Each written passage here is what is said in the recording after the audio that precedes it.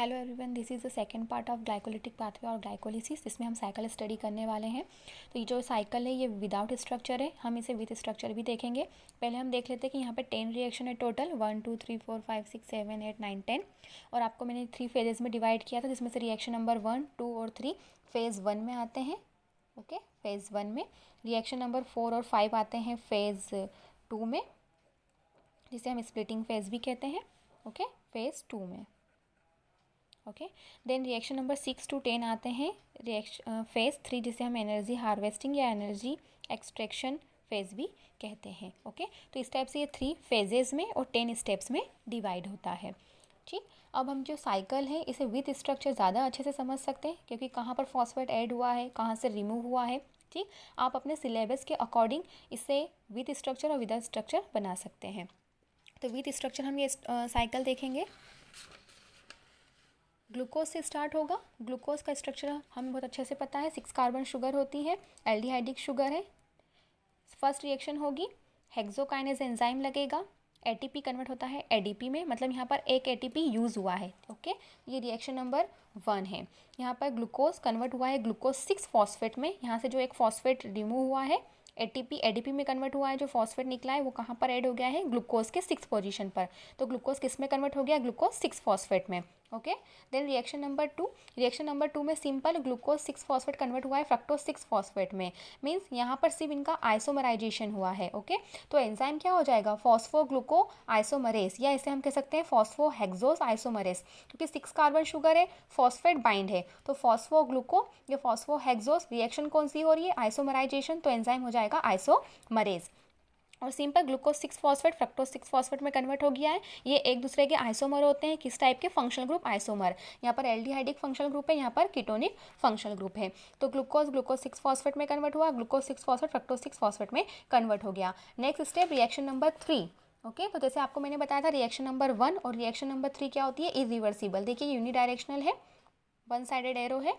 Okay, अब reaction number 3 में क्या होता है, fructose 6 phosphate fructose 1,6 bis phosphate में कन्वर्ट हो जाता है। मतलब कि यहाँ पे फ्रक्टोज के 6 पोजीशन पर फॉस्फेट था, और फर्स्ट पे भी आ जाएगा और 6 पर भी आ जाएगा।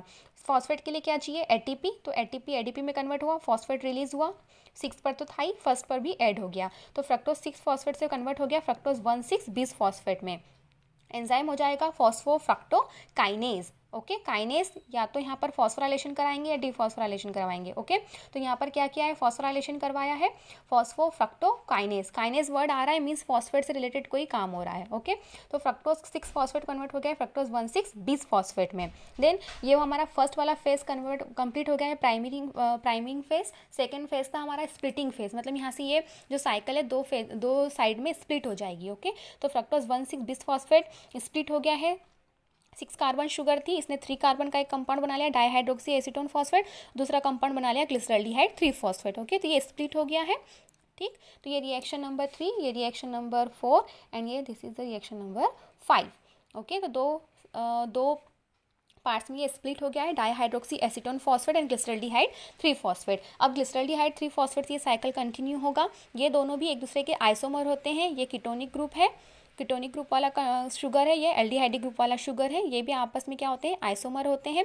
3 कार्बन शुगर है, फॉस्फेट कंटेनिंग है, तो फॉस्फोट्रायोज आइसोमरेस। ओके, फॉस्फेट तो है ही, 3 कार्बन है इसलिए ट्रायोज, और आइसोमराइजेशन रिएक्शन हो रही है तो एंजाइम का नाम हो जाएगा आइसोमरेस। तो फॉस्फोट्रायोज आइसोमरेस एंजाइम की प्रेजेंस में ये दोनों आपस में चेंज होते रहते हैं। ठीक है, अब ग्लिसरॉल्डिहाइड 3 फॉस्फेट कन्वर्ट होता है 1,3 बिस फॉस्फोग्लिसरेट में, मीन्स यहाँ पर थर्ड पोजीशन पर ग्लिसरल फॉस्फेट था, और फर्स्ट पोजीशन पर भी आ जाएगा कार्बन नंबर 1 और कार्बन नंबर 3 पर।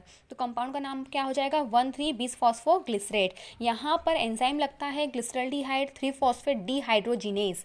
ओके, ग्लिसरॉल्डिहाइड 3 फॉस्फेट डीहाइड्रोजिनेज, मतलब इसका क्या हो रहा है ओके, इसका मतलब क्या है कि ग्लिसरॉल्डिहाइड 3 फॉस्फेट का क्या हो रहा है, ऑक्सीडेशन, और इस ये एनएडी क्या करेगा, यहाँ से हाइड्रोजन एक्सेप्ट कर लेगा और किस में कन्वर्ट हो जाएगा, NADH में। ओके, अब ऑक्सीडेशन रिडक्शन हम समझते हैं, अगर ऑक्सीजन ऐड हो रहा हो या हाइड्रोजन निकल रहा हो तो इसे हम क्या कहेंगे, ऑक्सीडेशन। रिडक्शन मीन्स या तो ऑक्सीजन रिमूव हो रहा हो या फिर हाइड्रोजन ऐड हो रहा हो, तो इसे हम कहते हैं रिडक्शन। ठीक है, तो इस NADH ने क्या करा, यहाँ से निकलने वाले जो हाइड्रोजन थे उन्हें एक्सेप्ट कर लिया, तो इसका क्या हो गया है, रिडक्शन। तो ग्लिसरॉल्डिहाइड 3 फॉस्फेट कन्वर्ट हो गया है 1,3-bis फॉस्फोग्लिसरेट में। नेक्स्ट स्टेप कौन सा होगा, जहाँ पर 1,3-bis फॉस्फोग्लिसरेट कन्वर्ट हो जाएगा 3 फॉस्फोग्लिसरेट में, मीन्स यहाँ से एक फॉस्फेट रिमूव हो रहा है। ओके, कौन सी पोजीशन से रिमूव हो रहा है, फॉस्फेट फर्स्ट पोजीशन से। तो एडीपी इस फॉस्फेट को एक्सेप्ट करेगा और किस में कन्वर्ट हो जाएगा, एटीपी में। यहाँ पर ये दो मॉलिक्यूल हैं सभी, ग्लिसरॉल्डिहाइड के, 1,3-bis फॉस्फेट के, 3 फॉस्फो के, सभी के, ठीक है। तो 2 एडीपी यहाँ से दो फॉस्फेट रिमूव होंगे, उन्हें एक्सेप्ट कर लेंगे और क्या बना लेंगे, 2 मॉलिक्यूल एटीपी के। ओके, तो ये यहाँ पर क्या हो गया है, substrate level phosphorylation. Next step में जो 3 फॉस्फोग्लिसरेट बना है ये वाला, ये किस में कन्वर्ट हो जाएगा, 2 फॉस्फोग्लिसरेट में। मतलब यहाँ पे सिंपल फॉस्फेट थर्ड पोजीशन से कहाँ पर आ गया है, सेकंड पोजीशन पर। तो एंजाइम कौन सा हो जाएगा यहाँ पे, फॉस्फोग्लिसरोम्यूटेज। इस फॉस्फोग्लिसरोम्यूटेज की प्रेजेंस में 3 फॉस्फोग्लिसरेट 2 फॉस्फोग्लिसरेट में कन्वर्ट हो जाता है। नेक्स्ट स्टेप में इनोलेज एंजाइम की प्रेजेंस में इसका डिहाइड्रेशन होता है, मीन्स यहाँ से इसका वाटर मॉलिक्यूल रिमूव होगा 2 फॉस्फोग्लिसरेट से, ये कन्वर्ट हो जाएगा फॉस्फोइनॉल पाइरूवेट में। फॉस्फोइनॉल पाइरूवेट काइनेज एंजाइम की प्रेजेंस में, काइनेज एंजाइम पाइरूवेट काइनेज, यहाँ से ये फॉस्फेट रिमूव होगा, एडीपी एक्सेप्ट कर लेंगे, 2 एडीपी ने यहाँ से 2 मॉलिक्यूल है तो 2 फॉस्फेट भी रिलीज होंगे, एक्सेप्ट कर लेंगे और क्या बना लेंगे, 2 एटीपी का फॉर्मेशन कर लेंगे, ठीक है। तो 2 एटीपी बन गए, यहाँ भी सबस्ट्रेट लेवल फॉस्फोराइलेशन हो गया है और फॉस्फोइनॉल पाइरूवेट कन्वर्ट हो जाएगा पाइरूवेट में, ठीक। तो ग्लूकोज का एक मॉलिक्यूल पाइरूवेट के 2 मॉलिक्यूल में कन्वर्ट हो गया है, बट ये रिएक्शन कौन सी होगी, एरोबिक रिएक्शन होगी। और एटीपी कितने बनेंगे यहाँ पर, 8 एटीपी। 8 एटीपी कैसे बनते हैं, जैसे यहाँ पर एनएडी के 2 मॉलिक्यूल है, एनएडी एच में कन्वर्ट हुए, ये कहाँ पर जाएगा, इलेक्ट्रॉन ट्रांसपोर्ट चेन में, और एक एनएडी से 3 एटीपी मिलते हैं, तो 2 एनएडी से कितने मिल जाएंगे, 6 एटीपी। ये ऑक्सीडेटिव फॉस्फोराइलेशन होगा। ये सबस्ट्रेट लेवल फॉस्फोराइलेशन पे यहाँ पर 2 एटीपी बने हैं, यहाँ पर 2 एटीपी बने हैं, तो टोटल एटीपी कितने हो गए, 6, 2 कितने हो गए, 8, और यहाँ पर 2, 10, ठीक है। टोटल 10 एटीपी बने हैं, बट जो फर्स्ट 2 रिएक्शन हुई थी, रिएक्शन नंबर 1 और रिएक्शन नंबर 3, यहाँ पर 2 एटीपी यूज़ भी हुए थे, ठीक है। तो 2 एटीपी हम यहाँ से माइनस कर देंगे, तो टोटल एटीपी कितने हो जाएंगे, 8 एटीपी। ये हो जाएगा एरोबिक कंडीशन में। बट एनएरोबिक कंडीशन में क्या होता है, ये वाला जो रिएक्शन है, जो NADH बनता है, ये इलेक्ट्रॉन ट्रांसपोर्ट चेन में नहीं जाता, ये कहाँ पर यूज़ हो जाता है, एनारोबिक कंडीशन में लास्ट कंपाउंड क्या बनता है, लैक्टिक एसिड, ठीक है। तो जो लास्ट में पाइरुविक एसिड बना है, ये पाइरुविक एसिड या पाइरुवेट क्या करता है, ये जो NADH बने हैं इनका यूज़ कर लेता है, ठीक है, और इनका रीयूज़ करके किस में रिड्यूस हो जाता है, ये लैक्टिक एसिड में। इससे ये हाइड्रोजन ले लेगा, पाइरुविक एसिड इससे ये हाइड्रोजन ले लेता है और लैक्टिक एसिड में कन्वर्ट हो जाता है, और ये NADH ऑक्सीडाइज हो जाता है NAD में। ओके, तो यहाँ पर एनारोबिक कंडीशन में क्या होता है, जो NADH बनने हैं ये इलेक्ट्रॉन ट्रांसपोर्ट चेन में नहीं जाते, ये पाइरुविक एसिड लैक्टिक एसिड बनाने के लिए इसका यूज़ कर लेता है। ओके, तो पाइरुविक एसिड ने NADH जो यहाँ पर खुद प्रोड्यूस हुए थे इसी साइकिल में उनका यूज़ कर लिया और लैक्टिक एसिड बना लिया, किसकी प्रेजेंस में, एंजाइम कौन सा यहाँ पर लगा, LDH या लैक्टेट डिहाइड्रोजिनेस। तो यहाँ पर पाइरुवेट से क्या बन गया, लैक्टेट या लैक्टिक एसिड एनारोबिक कंडीशन में। और अगर एरोबिक कंडीशन होगी तो ये पूरा साइकिल चलेगा, ये इलेक्ट्रॉन ट्रांसपोर्ट चेन में जाएगा, ठीक है, और टोटल 10 एटीपी बनेंगे, 2 यूज़ हो जाएंगे।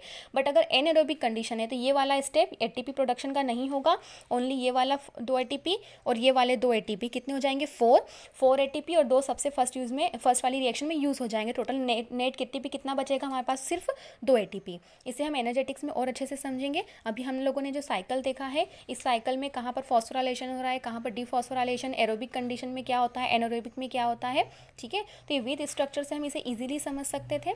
अब अपने सिलेबस के अकॉर्डिंग आप विद स्ट्रक्चर और विदाउट स्ट्रक्चर इसे बना सकते हैं। Thank you.